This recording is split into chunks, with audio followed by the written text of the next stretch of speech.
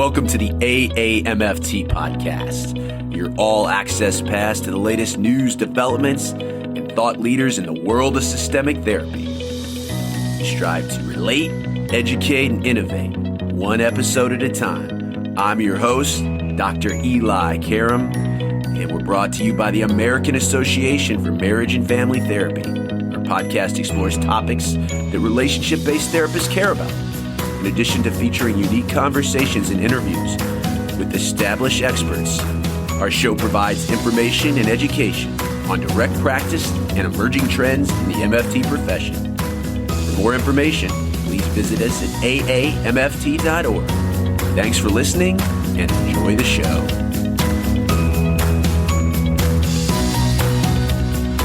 We all know that as relationship-based therapists, it's not always easy to work with a narcissistic client, whether that's an individual or couples therapy. One moment, they draw you in with their charm and charisma. The next, they can challenge you, potentially even damaging your therapeutic self-esteem. When working with partners in this type of relationship, the first step toward healing from a narcissistic partner's toxic influence and to protect themselves from future harm is to accept that you are not to blame for the partner's narcissistic behavior. Drawing on more than 2 decades of studying the landscape of narcissism and working with both narcissistic clients and survivors, our guest today, Dr. Ramani Durvasula, explores how narcissists hijack our well-being and offers a healing path forward. We are going to unpack the often misunderstood personality, revealing the telltale behavior patterns that indicate you may be dealing with a narcissist. Along the way in our episode today, you'll learn how to become your client's advocate, to help them create and maintain realistic boundaries while discerning unhelpful behaviors from narcissistic behaviors, and helping recover their sense of self after constant invalidation. Thriving or even surviving during a narcissistic relationship can be challenging, but Ramani will tell us, outlined in her new book called It's Not You, how that's possible. She invites the reader to stop trying to change the narcissistic person, start giving yourself permission to let go of the hold they have on you and to finally embrace your true self. Dr. Ramani Durvasula is a licensed clinical psychologist in Los Angeles, California. She's a professor emerita of psychology at California State University and the founder and CEO of Luna Education Training and Consultant. I mentioned her new book. She's also a very popular educator in social media and the internet and author of several books, including what you might have heard of, Should I Stay or Should I Go? Surviving a Relationship with a Narcissist, and Don't You Know Who I Am? How to Stay Sane in an Era of Narcissism, Entitlement. And the focus, obviously, of her clinical, academic, and consultant work is the etiology and impact of narcissism and high conflict. On our show, we like to tap into strength and health, and I think sometimes when you're talking about narcissistic relationships, it's gloom and doom. But I think in the episode, you'll see how Ramani works and tap into a sense of hope for you as the therapist and your clients if you're dealing with a narcissistic relationship. We will be back after the interview. Eli, back with you on the AAMFT podcast. So happy to be talking to Dr. Ramani, and she is the foremost expert, both educating the public and a training therapist in working with clients with narcissistic personality disorder. And as systemic therapists, MFTs, we know that not everyone that has narcissistic traits. In fact, many people believe, as we'll talk to today, most successful people in life have a touch of, or maybe more than a touch of narcissism. But we'll talk about it in the context of especially working with couples, as many as our audience does. But Ramani, the first question that we always ask our guests is about their therapeutic origin story. Where did you get an interest in psychotherapy, but also specifically working with narcissism? I think I had an interest in psychology before I had an interest in psychotherapy, to be quite frank with you. I did my training and education I got my PhD and master's degree at UCLA and then did a lot of my clinical training with various UCLA affiliated programs and VA hospitals and things like that. And I think that at that point, I was still very much a researcher. I still don't know that we do the greatest job always in training therapists. I think we put therapists on edge with the rules and the order, that we don't train people to simply bring their authentic selves in the room and really push people to do that, like actually push training as part of training therapy alongside that. So you can set the authentic self in the therapist free so they can bring that into the room. At least that's what I believe. And so I have to say that in the beginning, for me, training therapy was a bunch of things I was doing wrong all the time. And so I was scared. But over time, obviously, I saw the potency of it. I was in therapy, obviously, for myself for a long time. That was very helpful. I thought, why am I not learning what is happening for me in this room?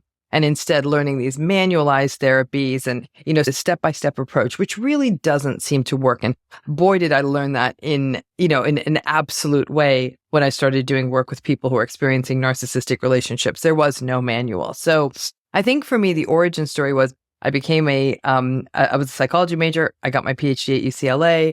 I did my research in a very specific area that initially wasn't that related to personality. Personality was a backwater when I was in graduate school in terms of studying it as an independent inquiry in terms of psychopathology. However, when I started my first professorship, a few years in, I got very interested into it because I was seeing students who were actually working in a community site we had, and they were working with a lot of what we would probably have once in the day called cluster B clients. These were very dysregulated, entitled, disruptive, frankly, at times mean patients. I could see the effect they're having on my staff, and it dawned on me they're having the same effect on everyone who works in that clinic, which meant one patient was absorbing a disproportionate amount of resources in clinics that were already stretched thin. And I thought, why hasn't anyone studied that? Like a good researcher, I went to the literature, and there was very little there. And I realized my mentor in graduate school was right. Personality is a backwater. I said, let's make it a front water. And so I started researching it. But simultaneous to that, I was actually running the MFT program at our university. And as part of, at least in California, there was a requirement that the director of the program also be an active clinician. So I was also running a practice and back to loving it without feeling like every move was being scrutinized. I was able to take everything I had learned and really bring it to bear in those rooms. But what I was seeing over and over again were the same patients talking about similar relationships and not just partners. I would say probably 80% of it was that. But a lot of it was also family members. There was the same patterns that they were struggling with: invalidation and destabilization and minimization and dismissiveness and entitlement. And they kept blaming themselves and they kept doubting themselves. I'm like, why isn't anybody teaching these clients about narcissism? Because I found with the vast majority of them, as I got to know a lot about the person in their life, that's what fit. And when they heard that, they said, oh, the big takeaway was this really isn't going to shift that much. And that's what we've seen in the research. It doesn't really change. And armed with that, I thought, why is nobody working with this particular clinical population? I still retain a practice. It's a lot smaller than it once was in its heyday. But that was the story. I actually came in through the back door, and I enjoyed my research training more than I enjoyed my therapy training. And again, I have a lot to say about how we do that wrong. And so now, though, I got into this area, and I'm really loving training therapists. And more than anything, a lot of therapists who are drawn to this work of working with survivors of these relationships have had some of it themselves. And so they very much bring their whole selves into it. And it's been incredibly rewarding for me. I love that backstory. We talked to many scientist practitioners on the show, and you're seeing something clinically and you want to study it. We have a lot of listeners on the show that are young therapists in training or working on their license, and many times in these free to low cost clinics where you see a lot of these clients, they present over and over because it's a free low cost, and they go through therapist after therapist and they vent, and where you got interested in studying it as a reality for many of our clinicians. So let's just define broadly, because that term narcissism is used as like a catch-all, as a term for someone who's self-involved or overconfident sometimes. So let's define it though for our listeners. What exactly is narcissism, and how can you recognize it in your clients and then even yourself as a therapist? Yeah. So narcissism is in fact a personality style. Yes, there is something called narcissistic personality disorder, but that's a separate entity. It's a separate phenomenology that requires a more structured approach to diagnosis. I think the vast majority of us, because we either may not have these clients long enough, or we don't want to waste time searching for the 5 out of 9 that we always do with personality disorders, is Narcissism is a personality style that's characterized by variable, shallow, inconsistent empathy, which is typically low empathy, entitlement, grandiosity, arrogance, validation and admiration seeking, egocentricity or selfishness. There's often a need for power, dominance, and control in relationships. Their relationships are not about mutuality, but their relationships for a narcissistic individual are about how it serves them. Empathy is very constrained, and really empathy can show up when they need something or they feel well supplied or well regulated. Then they might actually seem that as though their empathy is within normal limits. And narcissistic people are also very driven by what they think the world wants. It goes back to that admiration and validation seeking. All of these things I'm describing, are stable, pervasive, and consistent. The challenge is that with the narcissistic personality, what we see is, because of the validation and admiration seeking, a capacity to turn on and off the more undesirable qualities, which include things like poor anger regulation, strong shows of emotion, rejection sensitivity, and hyperreactivity in the face of disappointment. And what happens is that when the narcissistic person is attempting to get validation or admiration, or they're in a group or they're holding court, they really will keep a very good mask on. And then in privacy, when the person they're with they feel is expendable, if you will, they won't go anywhere. They don't value them. The narcissistic person will show very dysregulated rage. So this is unlike other dysregulated personality styles where the rage is often, it's overwhelming. The person will do it in front of strangers. They'll do it in front of others. In the narcissistic individual, there's almost a higher level of ego functioning where they can pick and choose. Now, over time, if the ego injuries become sufficient enough, if there isn't enough time for the narcissistic person to become resupplied, you will see that sort of uniform rage shows up everywhere. But for the longest time, they can turn it on and off, and which shows there's an intentionality and an awareness in this style. So it is higher functioning than, for example, the pure borderline personality style. But that's what the personality style is. Is it a disorder? If you sit with them long enough, you get the 5 out of 9 on the DSM. You determine these kinds of antagonistic trait presences. It's consistent. You show social and occupational impairment. Sure. Yes, it's a diagnosis. But I actually think, and we see in the ICD-11, Eli, that all the named personality disorders are now gone, except for borderline personality disorder, which has an evidence base and a more clear clinical phenomenology. So I'm hoping that we are singing a requiem at this point for the narcissistic personality disorder. I don't think it helps.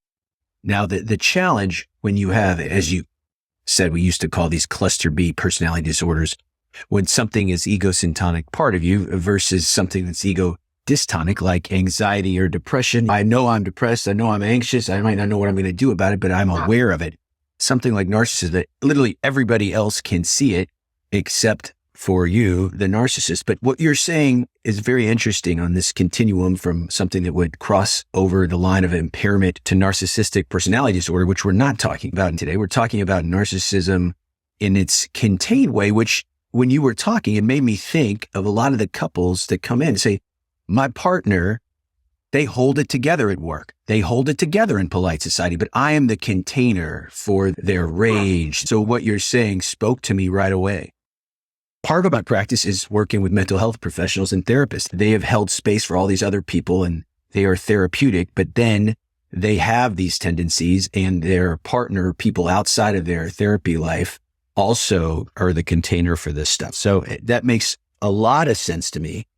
Do you believe in this concept of healthy narcissism, that many successful people, that if it doesn't go over the line, is a driver in what makes them successful? I think the narcissism is a driver in what makes them successful. I don't think it's healthy narcissism. I think it's narcissism. And in our society, we value and incentivize traits that will make people money. It's a capitalistic society, after all. So it's a competitive society. It's an alpha society. So I actually don't believe in the phenomenon of healthy narcissism. I think it's narcissism.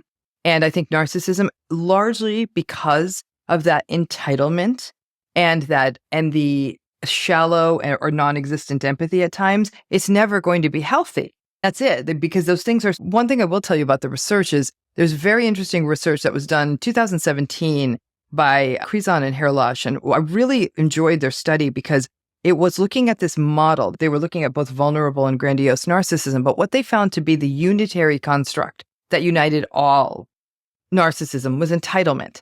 There's no version of that as healthy, right? An entitled person thinks they're better than others. They think they're more special than others, that they should be accorded special treatment, that they're more important. That's never going to be healthy. Now, successful people believe that, and they're willing to bulldoze their way through a group, and they're willing to hurt anyone they need to when they compete, and they will do whatever they need to get to the top. That certainly is what makes them successful. They may not break a sweat when they have to fire people. That probably is what made them successful. I don't think those things are healthy. I think we have an unhealthy system. You're talking about systems before. Our systems in this country, in this culture, are unhealthy. And because this is an unhealthy system, an unhealthy trait like narcissism is flourishing and making people successful. There's no such thing as healthy narcissism. It would be a bit like saying there's a thing called healthy depression or healthy psychosis. Those things aren't healthy. And in fact, I'd say those are unhealthy for the person holding them. Healthy narcissism, I think what people might be thinking is, this is more like assertiveness, like a person who is assertive in a healthy way or goal-directed in a healthy way. But frankly, most narcissistic people are neither assertive in a healthy way, nor are they goal-directed in a healthy way. So I actually think no, I don't think it is a concept. Yes, I wanted your take on that because people will say, how am I going to then, as the therapist, frame this, which is universally a negative connotation, narcissism? If this is egocentric, if I have a client that has very little self-awareness to this, and we can think of a client in general before we talk about specifically couples therapy, but let's say I have a client and they clearly have these qualities and they don't own them and they present in therapy. How am I going to present this in a way that is palatable to them and bring some of these non-desirable qualities to their awareness? I want to go back to your prior question for a quick minute and come back to this question, which is, we're talking about healthy narcissism. What that would imply then is that there's a form of pathologic narcissism. And in the clinical and theoretical literature, there's long been a tradition of talking about pathological narcissism as that more what we're talking about, this entitlement, grandiosity, dysregulation, maltreatment of others at a clinically meaningful level. Okay, so now going back to what you're saying is, how is the therapist then to bring this to the attention of the narcissistic individual in therapy? One thing is, don't use the term. I can think in the many years I have been licensed and practicing and all of that, there were probably only 2 to 3 clients that were high functioning and self-aware enough that were also narcissistic, that were able to tolerate that frame, to actually use that languaging. And the vast majority of clients, that's really not possible. And probably the best thing we can do is pull out the behavioral strands. And oftentimes when I've worked with narcissistic clients, it's really about bringing things up episodically. After you do a lot of trust and rapport building, is that then they'll bring in whatever, the mistreatment of how they spoke to a spouse or a child or a colleague, and that caused some backlash for them. And then to really work with them on, a lot of the evidence base for narcissism, what little that there is often in mentalization-based forms of therapy, which is creating self-reflective capacity in the individual. Can we, can we help you see basically why this was a problem for this other person? What the nature of their reaction was, right? The narcissistic person really isn't able to step out of self long enough to witness the shame-inducing experience that their behavior might have brought out some harm in another. Narcissistic person isn't psychopathic. They don't really, in most cases of narcissism, have that sadism that we tend to see in a more psychopathic presentation, meaning that I don't care if I hurt them and I'll hurt them again. The narcissistic person isn't teeing up intentionally to hurt another person. It's just that they're so selfish. They are so self-focused that and they're so lacking in empathy, there's no accounting for the harms to others. When that harm to other comes into awareness, it brings up what Kohut talked a lot about. That shame comes up in the person, and it results in rage at the person who brought that shame feeling up. For example, a spouse. So when we look at some of these models of how can we bring this up for a person, a lot of it is, and you had talked before, you were talking about this idea of healthy narcissism. I don't think that's a thing, but I also don't think a narcissistic person is a demon. There are good qualities to them. They do pro-social things. They actually are sometimes aware, and sometimes with a narcissistic client, it was as simple as they would remember. They'd say, "Oh, didn't you go see your mom who was sick? How is she?" I would jump on that. I'd say, "Thank you so much for remembering. That meant a lot to me. This is your time. That was really nice." So they almost would look like a child, a proud child who got an A on their spelling test because look at me, I got my empathy right with the therapist.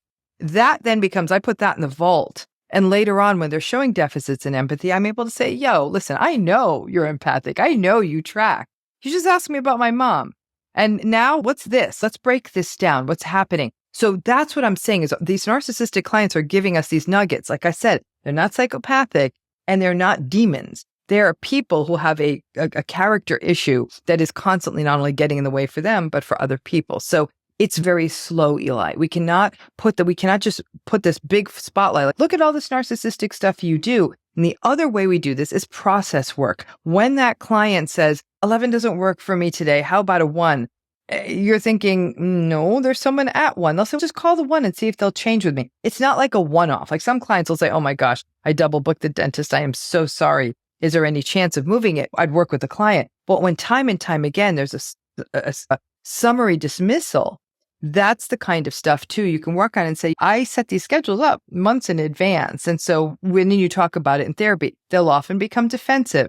And we know that narcissistic folks are about 60 to 70% more likely to drop out of therapy. So the more you push the accelerator, the more likely you are to lose them. And then you might lose them because you just also don't want to do superficial work in therapy. It's complicated. Elsa Roningstam probably is the best work in this area of how do we approach them, but it is very collaborative. And she'd argue goal setting needs to be collaborative. It has to be that you have to get them on board. So if they're trying to come up with sort of superficial life coachy goals, I want to make more money and I want to get more girls kind of thing, you're like, okay, no, we're going to go back on this and let's understand that, but you make it more collaborative. So it can be you're attempting to foster a therapeutic alliance. It just takes about 5 times as long. Talk to us about covert narcissism, popularized lately in a Taylor Swift song. So I hear a lot of clients talking about this now, and communal and covert are the two I'm interested in you talking about, because I think they present in our offices a lot. So let's take that term. Covert narcissism is probably the most confusing one of all. It means more than one thing. And I think that unfortunately what's happened is it's gotten used so inaccurately that everyone's using it wrong. So let's take covert narcissism and separate it out from vulnerable narcissism. Okay. So back in the day, the term covert narcissism was being used to describe the vulnerable narcissist. And the vulnerable narcissist is different than our standard garden variety grandiose narcissist. The grandiose narcissist is our typical arrogant, pretentious, bragging, superficial, shallow, attention-seeking narcissistic individual. The vulnerable narcissistic person is more socially anxious, angry, aggrieved, resentful, sullen. They feel life has passed them by. It's more of a failure to launch. They look socially anxious and maybe even depressed. So there's a negative affectivity to the vulnerable narcissistic person. Traditionally, people have been using the term covert to describe that group. Covert, though, really, in the technical sense, refers to one of two things. It's either the things we can't see about the narcissistic person ostensibly. So in other words, a covert process for a narcissistic person is what's going on in their head, right? Their thoughts, their feelings. So it's why there's so much misinterpretation in a narcissistic relationship. It's also that narcissistic people are very unclear on their motivations. They don't know why they do things. They do them because to get in touch with the why is very shameful for them, right? Because it's not actually for the healthiest of reasons. And so all of that is this internal process we can't observe, right? So an overt behavior is, aren't I great? A covert process is, I hope everyone thinks that mine is the best proposal, right? So it's an internal. So now the last use of covert is that masked narcissism. And this is what we're going to more often see the usage of in our clients, and probably what Taylor Swift was singing about, which is everybody thinks this person is great, but once they're behind closed doors with me, they're a monster. So I always call it the dinner party analogy. You're out to dinner with your partner in most cases. You're having a lovely time. In fact, some people even make playful jabs at your partner, and your partner is actually delightful and getting into the banter. And you're like, oh, I misjudged my partner. Gosh, maybe I'm the bad person.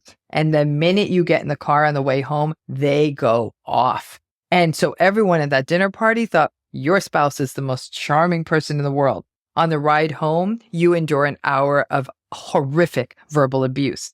And so that would be an example of the covert nature of it, that the narcissistic person really only lets it show at times when the validating audience isn't present, meaning that a key person, a family member or a spouse, gets the worst of it, but other people don't really believe them. So that's that. Again, covert then becomes a complicated term. To your other question about communal narcissism, this is a construct that was established, I think, around the early 2000s by a research group in Germany. And it was very thoughtful, articulated in the sense of now the narcissistic person is harnessing this sense of validation that they get from the world, not by, look at me, I'm so great, look at my accomplishments, but rather by doing this sort of these sort of pro-social activities. They raise money for charity. They help other people. They bring meals to other people. It's interesting in the age of social media because now these communal narcissistic folks document more of it, but they've always been around. And these are the folks who are often viewed as the pillars of their community. Oh my goodness, your mother does so much for the church or the temple, or your father is like a pillar of our town. And they're thinking, oh my God, this is the most horrible, abusive person to us, but maybe we're the bad ones for thinking our little league supporting dad or our casserole making mom or whomever is in our family is not a nice person, because they really do use these public goods that they do to gain validation. And if the communal narcissistic person doesn't get told, oh my gosh, you're so generous, you're so nice, they will become rather resentful, sullen, and aggrieved that nobody is noticing all the good stuff they're doing. If they're going to be a humanitarian, you better tell them they're a humanitarian. And that's the communal narcissist. At the mild end, this is somebody who is like posting on the weekends, look at me, I'm cleaning the beach. Look at me, I'm rescuing dogs. Aren't I great? And everyone has to tell them they're great, and they need a lot of attention for it. But at the extreme side, the most severe side of communal narcissism, you could see a cult leader, a person who's selling some self-development message or something like that, and bringing in followers on that basis and getting all this validation. And then obviously over time, behaving in a more abusive manner as they indoctrinate people. But all narcissism, like all personalities on a spectrum, at the low end, the less severe end, it's an annoyance to the other people. At the severe end, it could be a danger. Said in the context of overt or this grandiose narcissism, I think everybody can pick up on that. You don't even need to be a clinician. I think what we talked about in communal, in covert, I brought those up because I do think those present in the couples therapy venue a lot. And the therapist labeling the narcissist in the couples therapy, the therapist doesn't have to label, because usually the partner is saying, you're so narcissistic or this or that. And that is universally, obviously, a negative attribute and really difficult for the partner to take in. So let's move to that. Do you think couples therapy can work when one or both partners have a high degree of narcissism, or should the work be done individually first? Depends on what you mean by work. By and large, I do think that couples therapy is contraindicated in more moderate to severe narcissism, whether it's one or both partners. You need one hell of a couples therapist in that room. And I can count on one hand the number of couples therapists I know that are that skilled. One in particular. He's probably the only one I think I would ever refer to, and the poor man only has so many hours in the day. So it's a risky bet, like I said, in more moderate to severe narcissism. I do believe that the initial work has to be done individually, right? Because otherwise the couples therapy becomes one more arena of tactics and strategies and power and domination. And if the couples therapist does not know what they're dealing with, and the vast majority don't, because we are not giving graduate students, trainees, people who are doing their clinical training, semester-long courses in antagonistic personality like narcissism. And if ever there was one thing, we'll spend a semester on depression, we'll spend a semester on anxiety, which are important. We need a semester on this. Because when we think of how often narcissism pairs with other things, it really can change the flavor of it. And the same thing in couples therapy. I think it's often subsumed under high conflict, but I don't always agree with that, because there's an assumption that both parties are engaged in a volatile, conflictual relationship. And that's not the case at all. It's really one person's character issues coming in, and they're completely steamrolling the other person. And I think that so much of couples therapy is predicated on some level of equal contribution by both people in that relationship. It's simply not true. One person is really playing a very different and far more cruel ground game than the other person. And the other person didn't get the manual for this. And I am not a fan of it. And the rare times I would give the referral, it's because I've got the strong referral. But throwing people out there to flail in the world of couples therapy with a narcissistic partner, especially if they don't know what it is. Also, let's say it's one narcissistic person and one not in a marriage or a long-term committed relationship.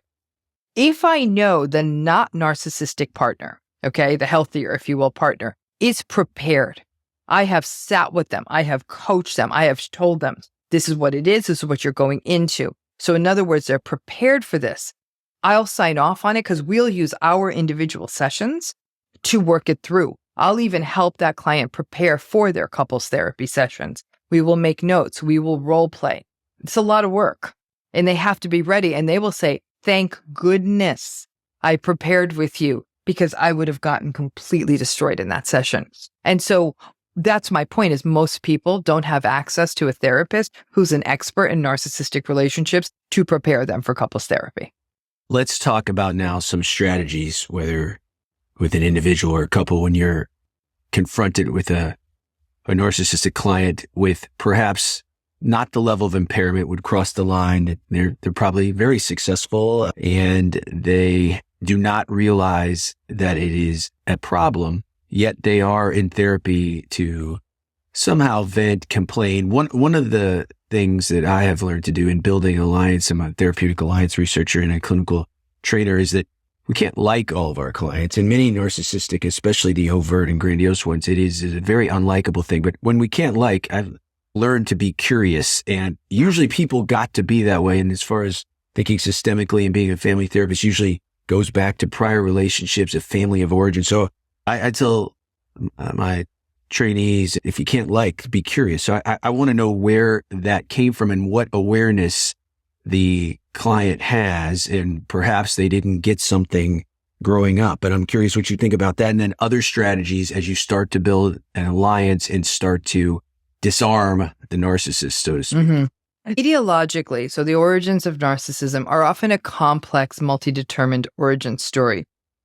And one of the challenges is that not only is it multi-determined, these aren't clean paths. The majority of the time, the paths I'm about to share with you don't result in a narcissistic personality. It's a story that can very successfully be told backwards. It's not an easy predictive story. Many narcissistic people come from a pathway of adversity, frank adversity, abuse, neglect, chaos, completely checked out, disconnected parents, abandonment by caregivers, that kind of thing. That usually, though, if we use almost like a Linehan biosocial approach, you're usually looking at an interaction between a biological vulnerability and an environmental harm, right? So the child does have some sort of vulnerable temperament, and these are usually children who would have more difficult temperaments, externalizing behaviors, acting out, difficult to soothe. They were tougher kids. And that tougher kid kind of literature does show that those kids often have poorer outcomes in adulthood.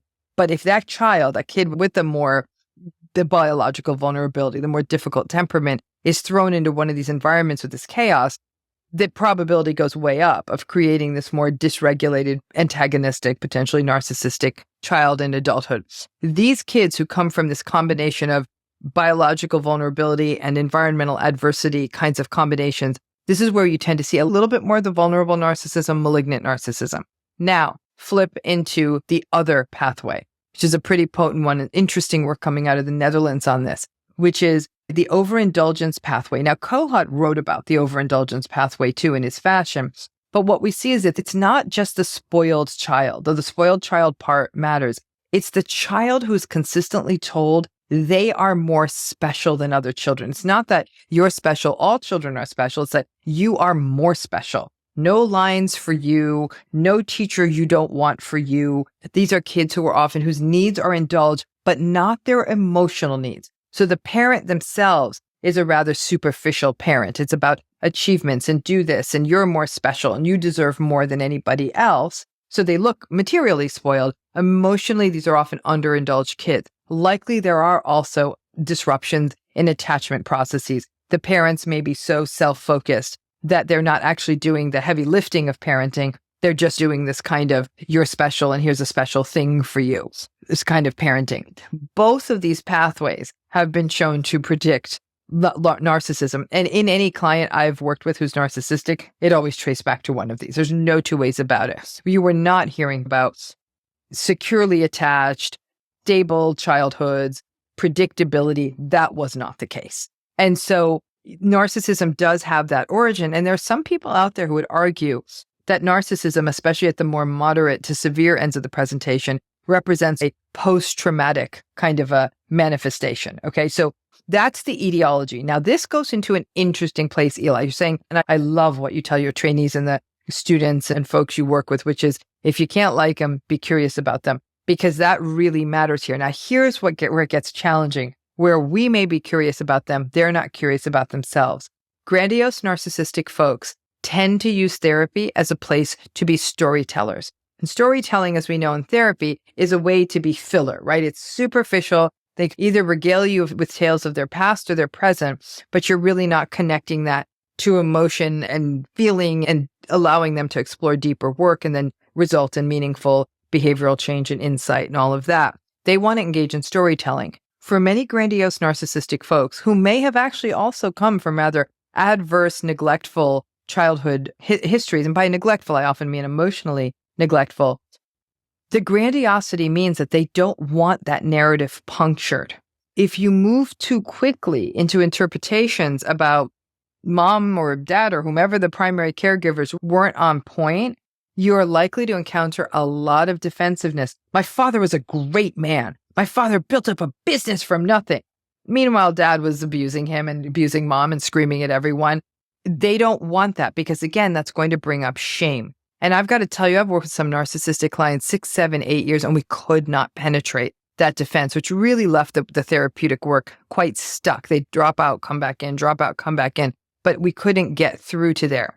Now, the other piece, and this is actually some interesting work because helicopter parenting is a relatively new phenomenology. It's probably only the last 20, 25 years. But what we're starting to see is the first crop of adults come out of the helicopter parents. And what we're seeing is an interesting vulnerable narcissism coming out of that kind of parenting because these kids feel so ineffectual. Mom or dad or parent or caregiver took care of everything.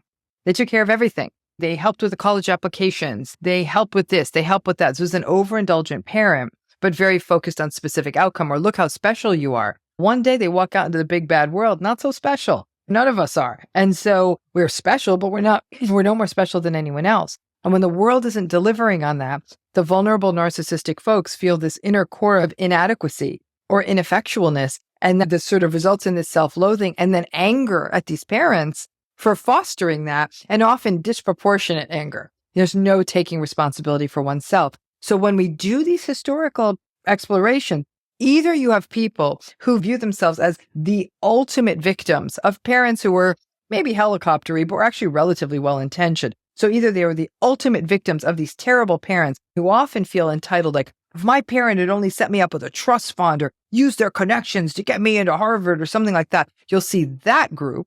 And then you'll see the group of, my father was a great man. Meanwhile, their father was abusive, and you can't penetrate there. So even the dynamic historical exploration can be really fraught with narcissistic clients.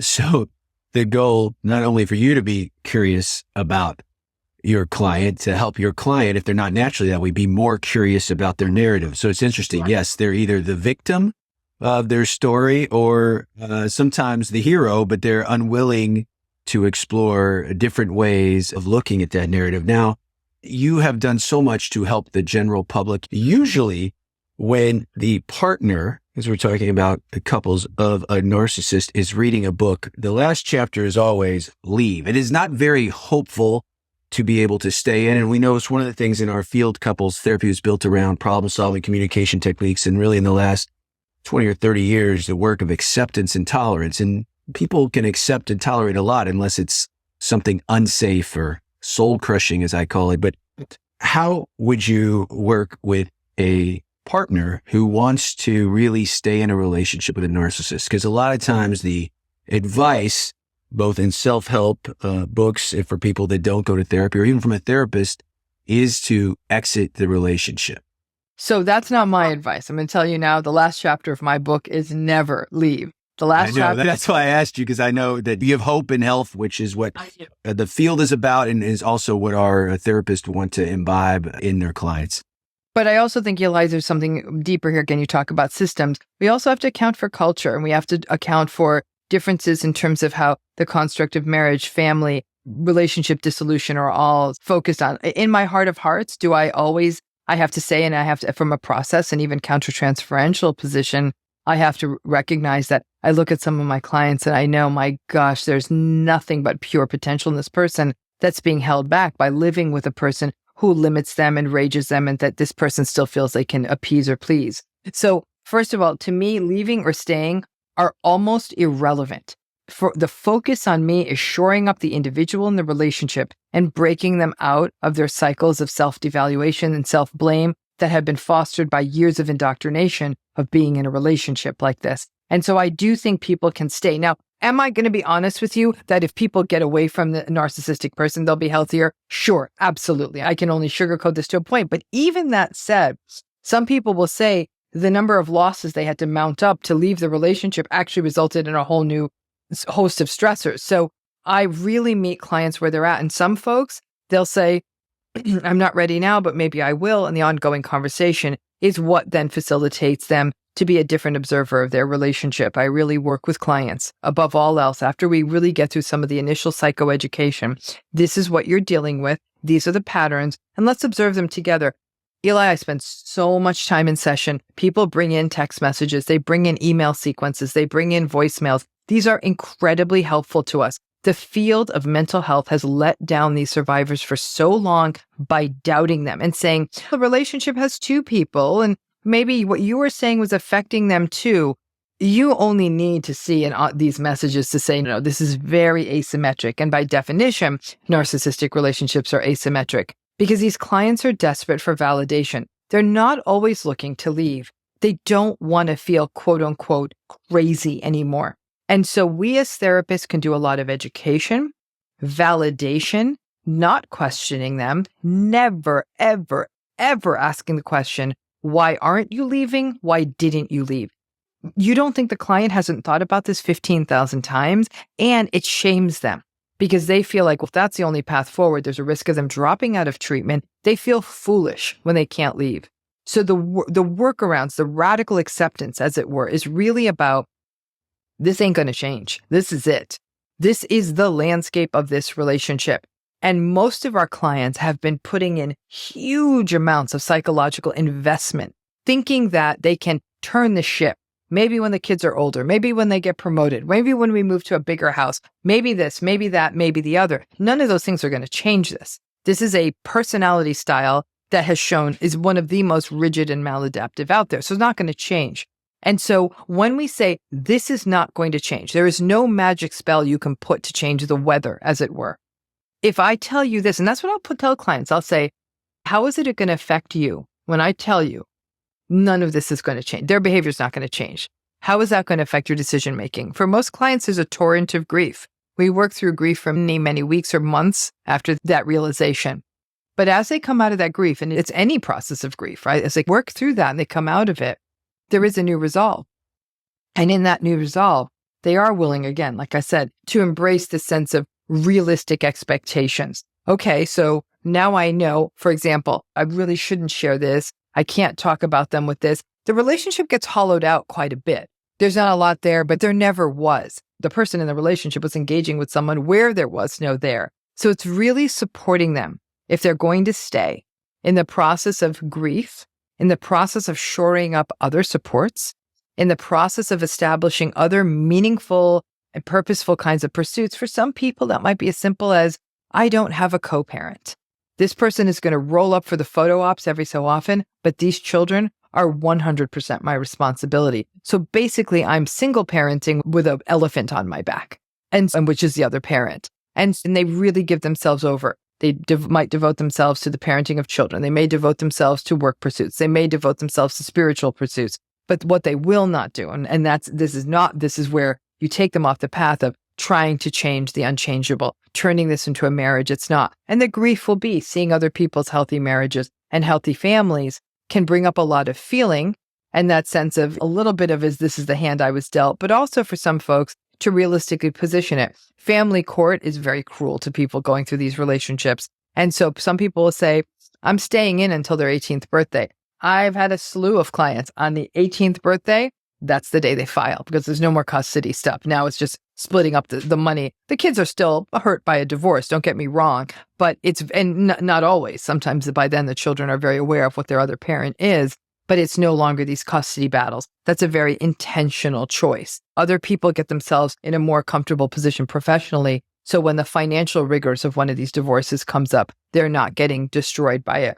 Others reconcile themselves to, in their cultures, they would lose too much support. So that, again, like I said, they shore themselves up in different ways. So it's our role as therapists is not that there's a one size fits all, get away from the narcissistic person, but to really understand and get to the core, break the client out of the cycles of self-blame, self-doubt. This is my fault. Maybe I can behave differently. Maybe they're going to change. When I'm done with a client, all that's out the window. And it's a lot more gloves off, very realistic approach. And listen, Eli, it isn't all easy for people who leave. If you leave a narcissistic person who doesn't want to be left, you are now entering into the likelihood of post-separation abuse. Painful, expensive, brutal, volatile divorces that can cost hundreds of thousands of dollars, depending on how people are resourced, or leave people in financially precarious positions. And so there can be stalking, there can be harassment. So it's not as though leaving is always easy either. So the work then becomes, and this is where it's really important for clients, they feel like autonomous players in this decision. It's not one book ending up with a chapter saying, got to get out, but rather what feels right if you know that this is the territory. I've had clients say, listen, now that I know they're not going to change, and now that I've really radically accepted this isn't my fault, I'm a little sad I didn't get a love story, but they'll say, I found other things in my life that support me. And I hate to be cold and cruel here, Eli. They'll say then one day they're going to die and I'm not really going to care that much. And they don't. Then some of their health and their lives improve significantly after the narcissistic spouse dies. This is brutal work. Yes, you said so much there. I would distill that down after listening to you. If you're a listener out there, you're working with a partner of a narcissistic client, rather than being fixed to the outcome, should I stay or should I go? Ramani is telling us you strengthen that individual, you work with them, and if you go through these things like the grief, the acceptance, then a decision will organically come from strengthening the individual. I couldn't agree with you more. It's right on, spot on. The book is coming out right as we release this podcast. Here in our last few minutes, tell us about the new book and promote anything, including your great website, your own podcast, your YouTube stuff, anything you want to promote. Go ahead. Thank you. I do have a new book. It's called It's Not You, Healing and Understanding from Narcissistic People. So please read it, because one of the things I reference in the book is this idea of the tale of the hunt is always told by the hunter and not the lion. In this case, that the hunter is the narcissist, right? The lion is the rest of us, is that we often tell these stories from the perspective of the narcissist. How can we understand the narcissistic person? With all of our books, if you look at the bookshelves, they're all books about narcissism. This is a book about understanding how to heal. And it's not easy. There's no magic pill. This is really about having to come and accept some really uncomfortable truth. So I am really happy to bring this into the world. And I can say that this book was the voices of thousands of people coming through me, watching what worked, what didn't work, the things people were told which were painful and did not help them, the things that did help them, and that this takes as long as it takes. So that is the book. It's Not You. Please, oh please, go ahead, pre-order it, get it, buy it, and read it if this is at all relevant to you or your clients. If you are a therapist and you are looking to get more training in how to work with clients who are experiencing narcissistic relationships, I have a long, I think it's about 36-hour training program with certification through PESI you can take if you want. Sign up and go ahead and check that out. It's not only me, but it's also Dr. Catherine Barrett talking about legal and ethical issues in doing this work, and Dr. Janina Fisher bringing what she knows about trauma and helping us work with these clients. We don't have this training. And so my hope is that this will really help fortify therapists who are interested in working with this population. You can go to PESI.com, get that information. And then you can also find daily content on narcissism on YouTube. We post to Instagram. We also have a healing program for survivors of narcissistic relationships. You can find me on YouTube and everywhere else at Dr. Ramani. You can go to my website, drramani.com, and you can get all of this information. And yeah, I mean, we have a lot of stuff out there. not just for survivors and for people going through this, but also for clinicians. And it's some of the most rewarding work of my career is working with clinicians, because there I can see if they get it, then many more people can get helped. Eli back with you, bringing to close another successful installment of the AAMFT podcast. You can go to drramani.com. That's DOCTOR spelled out -RAMANI.com. There you can find out everything, including the new book, It's Not You, that just dropped this week. Brand new. Listen to the podcast. Go out and get the book. I am working through it right now, and it is another great read. And certainly there's some hopeful things in there too, as I mentioned at the outset, and hopefully you heard during the interview. It's not all gloom and doom when working with a narcissistic client or client system. Also like to point out that we are less than a month away from the 2024 Leadership Symposium in sunny, warm Phoenix, Arizona, March 13th through the 16th. Please, it's not too late. Join us for the AAMFT Leadership Symposium. It's an essential experience for those navigating the dynamic landscape of MFTs and leadership outside of the therapy room. This exceptional event is not merely a conference, right? It provides you access to fostering connections. We are relational by nature, but sometimes, especially post-COVID, we are practicing in isolation. So this is going to help you build connections with influential figures in the MFT community, paving the way for your professional ascent. While you're engaging with MFTs, you're drawing inspiration from insightful keynote speakers who have excelled in leadership. A few of those have actually been guests on the show before. And you're going to be able to immerse yourself in powerful breakout sessions crafted around pressing issues faced by MFTs in leadership. So it's not just about networking. It's about creating relationships, building bonds that are inherent to advocacy within the MFT profession. And while you're doing that, you can earn up to 11.5 continuing education credits. That's always important. It's an investment in your growth and the collective progress of MFTs in leadership. The whole is certainly greater than the sum of our parts as a profession. Engage, secure your spot. Go to AAMFT.org to find out everything. Also, if you're interested in going further, please check out, as we mentioned on the show in the past, the Certificate of Leadership program. It's a more intensive leadership training experience, of which the symposium is a part of, but it's so much more than that. So check out our Certificate of Leadership track on AAMFT.org as well. We'd love to hear from you. You can get a hold of me, Eli, at NorthstarCounselingCenter.com. You can also go to EliKaram.com. That's ELIKARAM.com.